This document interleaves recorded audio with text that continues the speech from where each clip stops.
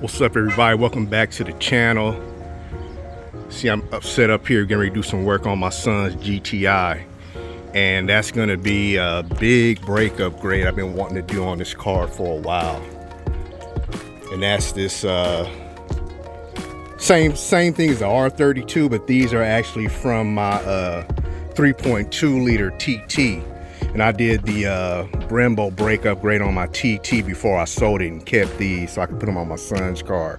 I actually fit them up once before already, but it didn't work because I didn't have these lines right here that need to go on. So I got those line adapters right there to go on, and some brake lines.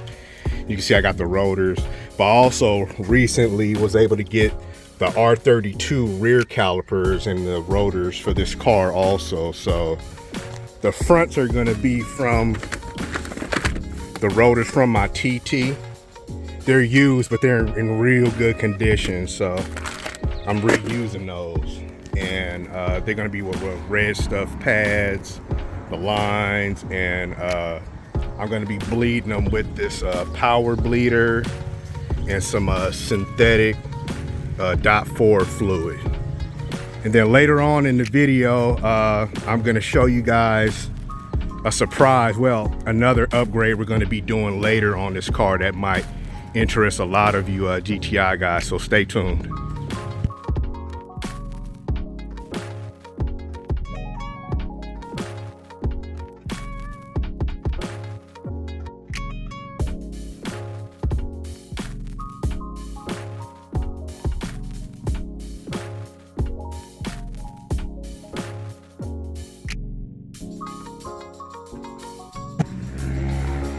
Got them all off.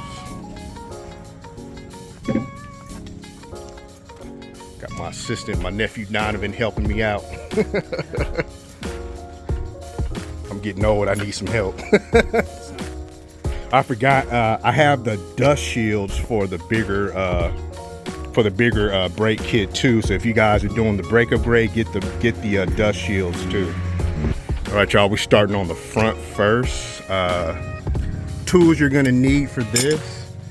First, since we're doing brake lines, we're not going to remove this side of the line from the caliper. We're just going to move this line from the body so we can put the whole new line in to go to the new brake calipers. The other thing is, because the brake pads are in, you might need to take a 7mm hex and put it in here and loosen that, and that will take off this part of the caliper, which is going to let you take the pads out.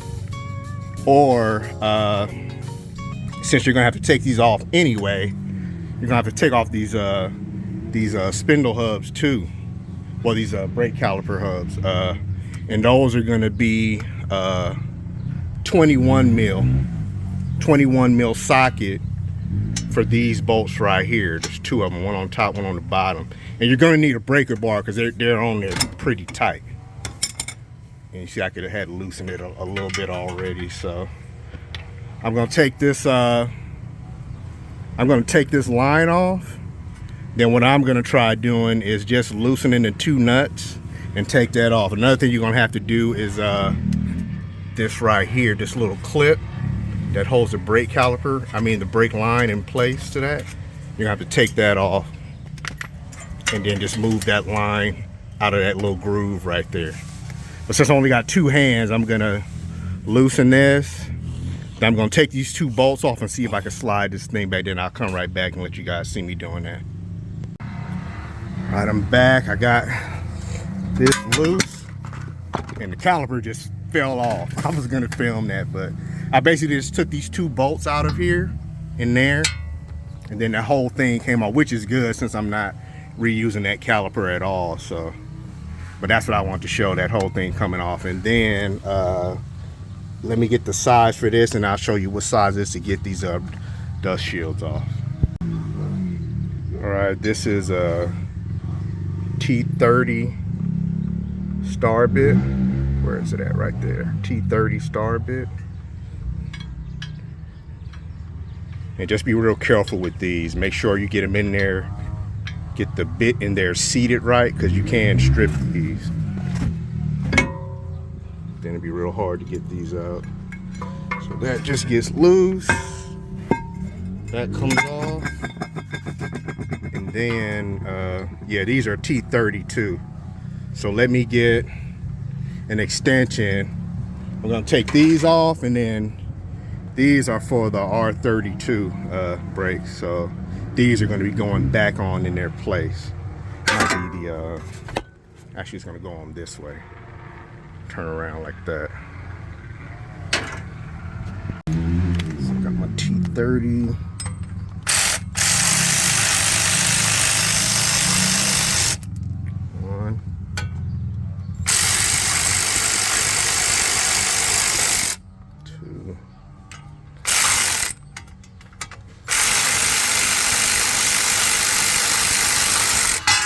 And I had loosened those bolts by hand first before I got this right here. I got the front dust shield on. The first ones I showed you were wrong. Those were for the rear. Not wrong, but they were for the rear. But these are what the fronts look like from the R32. You can see they're almost the same as the GTIs, but bigger, of course. So get this rotor on in a second, then we'll put the caliper on and we'll bolt everything back up. All right, I got the caliper on. And one thing to note for these is that you have to have these oriented correctly. So you always want to make sure this bleed nipple is at the top, because if you put it at the bottom, like if you switch them around, one to the driver's side or something, they'll never bleed, because the air is always going to be trying to go, the air bubble is always going to go to the top. So if this is not at the top, they're never going to bleed. Another way you can know is that this adapter line is always going to be pointing towards the bottom. And my boy over at New Speed made these for me. I told him that I was doing a brake upgrade on a GTI, but using the TT front calipers, basically the R32, and he made these for me to specifically fit this setup. All I had to do was tell him, and he already knew what to do. But I think he said basically it's the same thing as the R32. And then they mark there so you know which side is going to the caliper. You see it says caliper on there. And then you can see that's right there. You see how much is space. So it lines up with that little groove right there, so it holds the line. So I'm gonna go ahead and install. Oh, another thing, just call Jerry at New Speed, tell him Corey sent you if you want to get some special lines made, or just any. And they make these in different colors, but I went with clear because you can see my son's car is red, and probably going to end up painting these a different color. The TT brakes don't come colored at all, whereas the R32s are blue.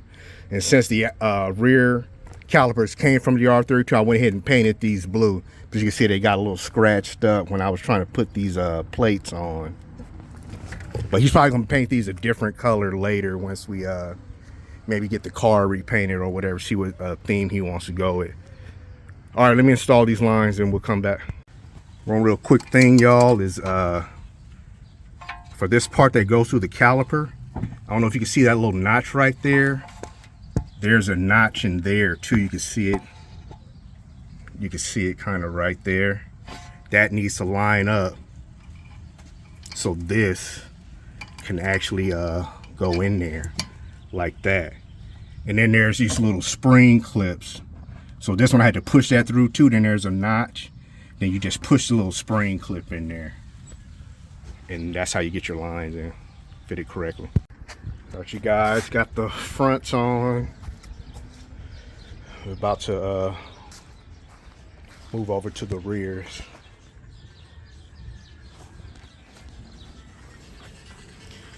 So about to hit these and come right back. All right, you guys, I'm back. First thing you're gonna want to do on the rear is make sure that your emergency e-brake handle is released, because you're gonna have to release this brake thing.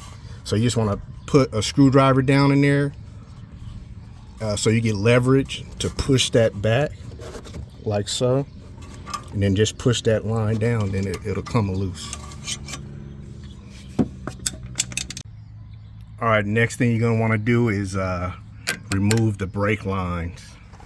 And that's gonna be with the same 11 mil flare nut wrench as the front.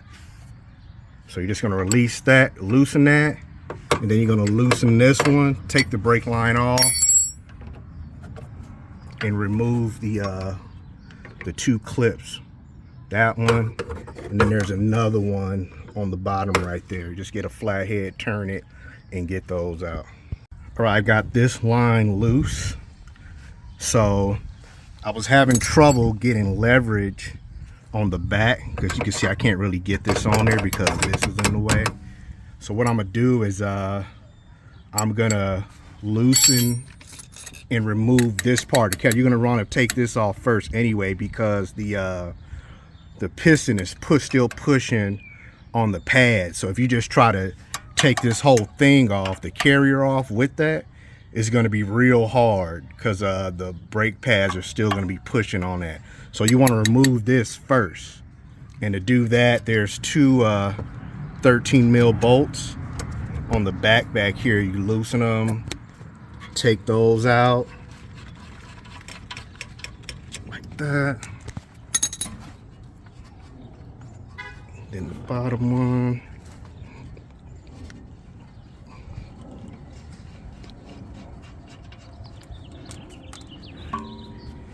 And then you're gonna want to put like a flathead in here and start working it out.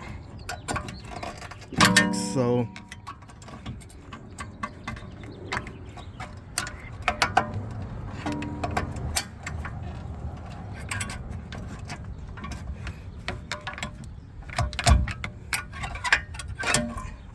Yeah, and this is exactly why you want to move this first, because it's really pushing on that brake caliper. But you take that off. Then I didn't take the clip, so I'm going to take the clip off, and that's going to be let me, or you might be able to get to it like this. Might have to have somebody hold that, so I'm going to do that. But I'm going to go ahead, since I'm here, I might go ahead and take this off first, or I'll get to the line, but you guys will see it away in the next scene right here. And then go ahead and remove your pads. Take your pads out. It's just gonna make life a lot easier for you. Take the pads off, and then you're gonna loosen the two, this is a 14 spline, and they go in back here. There's two bolts, one at the top and one at the bottom. And damn, I don't know how I'm gonna get that off. I'm probably gonna have to use use an extension bar from the back, from the bottom, to loosen both of those to get this off. One thing I forgot, y'all, is you're gonna have to take this whole line out right here, the e-brake line. And you can see these two right here. You just take a flathead, push it in, pull back like that on one side, and then you push in the other end, and then just pull it back. Then it'll come out, because you're gonna have to have that out to get the new one in. And you can see here, hold on, let me wipe the camera off, y'all, sorry. All right, you can see here, once you have this out, you can move the caliper completely out of the way. And then that's gonna give you access to this line back here to get it loose. Then you just remove that, take that clip off, and then remove the whole caliper. All right, you guys, this rear was real hard to get to. I was trying to use this extension and come from the back, but then my big breaker bar over there wasn't giving me enough movement. So what I did was I got this jack and this shorter one, got that in there in between the spring and the shock, and I had my nephew jack up on this, so that turned it and loosened the bolt. So I got to do the bottom one, then I'll have this out. But just to show you guys how to get that one out. All right, you guys, got that out, and these are the two bolts. Things are just hard to get to. Remember, it's this this spline hex, 14 mil spline hex to get those out. And I'm putting the caliper on. This one wholly assembled with the pads in already. The piston is pushed back already, so there's a special tool you can rent from like AutoZone. And what it does is, as you're turning it in, it turns the caliper, the piston, and pushes it back at the same time. So it pushes back into the caliper so you can get everything out. So I'm just gonna fit this back on like so, put the 2 bolts back in, and then I'm ready to connect my lines. But make sure you put this brake line on first. You know, you just put it through there, and remember, it has that notch right here that needs to line up with the notch on the bracket. Then you put it in. You can start your screwing your line in by hand, and then get the spring clip, the little spring clip that I took out, and put it in there. I'm trying to find one, but I don't have it right by me. Walked away. But put that in first so you don't have a hard time tightening that, you know, with everything out the way. So I'm about to put the caliper. Well, sorry, I'm tripping. I got to take all this off first. I'm getting way ahead of myself. But that's just the same as the front with dang, where's my thing at? Oh, just got to unloosen that with the same T30. Take that off. We're gonna take the plate off, and I'll show you what the other plate looks like once I get that off. All right, you guys, one issue I just ran into was this factory dust shield for the GTI. I don't know why they would make it like this. This part is connected, and that's kind of stupid that they did it like this. You don't need to. But so to get this off without bending or breaking it, you would have to remove the hub or something to get. I'm not going to do all that since I'm not reusing it. And the new ones, the R32 ones, don't have that. They're just open, so those will be able to just slide on. So I'm going to try bending this to get it off, and just over that so I can get it off, or I'm going to cut it, but should bend okay for me to get it off. All right, you guys, that for whatever reason, the holes on the dust shields do not line up with these, so I'm just gonna run it for now without a dust shield, and I'll just have to research to see if there is a dust shield that works on here. But I just put the rotor on. You can see how much bigger. Doesn't really look like it here, but this one is a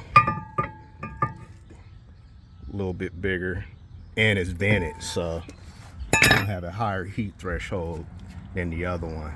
And you can see I have everything swept to the front, and that's because I think Stop Tech and I think it was Brembo did a test, and they said the brakes actually perform better with everything swept to the front. And then you can see these are marked. This is the passenger side of the car, and that's why these are swept to the front. But you can run them the other way, but just to get the better performance out of these, I'm just running them swept to the front. So I'm about to put the caliper on. All right, got this side all done. So about to move to the last one, which is gonna be this driver's side rear. Check this out, just got this rear rotor on. Oh, and to get to that top bolt easier, I just took the top control arm mount bolt out so I can move it, and that way I was able to get to the bolt that was right here. But the factory dust shield fits. I had to bend it back so it didn't rub against the caliper though, so probably gonna try to bend the other one, put the other one back on at a later time. But it fits. All right, you guys, we got them all on. So we're about to start with the brake bleed. So on these GTIs, you start with the front driver's side, then the passenger side, then the the rear driver's side, then the rear passenger side last. On some of the older Volkswagen Audis, you do the opposite. You start with the right rear first, but not on these. So I fill the brake leader up with fluid. I usually use like 2 big bottles to flush them real good. You put that, you screw this on, then you pump this up to about 10 or 15 psi. I usually go higher, but if you guys want to be safe, just do like 10 or 15 psi. But let me turn the light on for you guys. So we're just gonna open this, and you can already see all the fluid coming out already. You just want to do it. You can, I don't know if you can see, but see all those bubbles coming out? You just kind of want to do it until that stops. And sometimes you might just need to open it more, because if you have it a little too tight, not open enough, those bubbles are going to keep coming.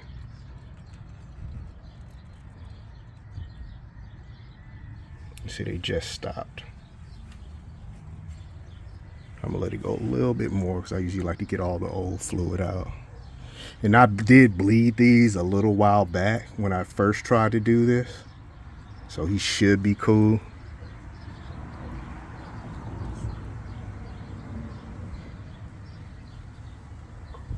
But I usually let it go a little longer to get all the old fluid out and air and everything.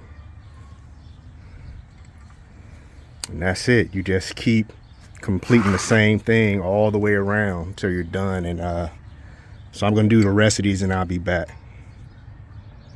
All right, you guys, we got everything bled. Brakes feel good. This is the other thing I want to show you guys, and there's one more thing I gotta show you guys after this. These are the brake coolers from an Audi TT-RS, and the RS3 has them too. So I had these on my TT before I got rid of it, so I saved them. I was like, I could probably sell them, or I was like, oh, I could probably fit them on my son's car. So these would go here, like so. And I'll probably have to do something to maybe get them to fit. But you can see he needs a new fender liner anyway. But I could probably get these to fit. But the stock ones, they have a little louver that goes up anyway. But this is the actual duct that connects to the control arm. And then the incoming air hits that and blows air to the brakes. So that's one thing I want to show you guys, but you can see that somehow his lower spoiler got ripped off along with all the bottom covers. So I'm gonna show you guys what else we got going on over here. We're gonna be fitting a little bit later this front bumper. I think it's a replica of the Oettinger front bumper. And then I have an R32 rear lower spoiler to go on the rear. So I'm gonna be fitting that later, and then I'll be able to get those other parts on for the brakes. But we're gonna put the wheels on right quick. And I guess we can go off a little test drive to see how the car feels. Right, you guys, we came out to test the brakes real quick.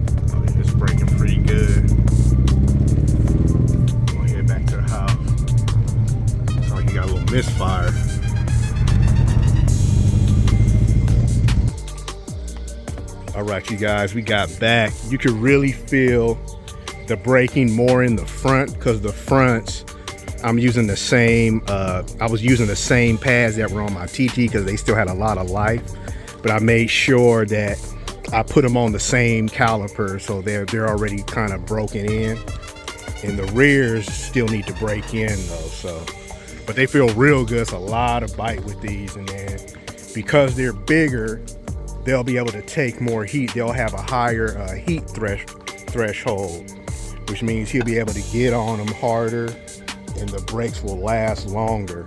Well, he'll have more effective braking with like a performance driving or anything like that. But I like it. Hopefully this video was informative for some of you guys. Remember, if you're doing this upgrade, the rears, you don't need the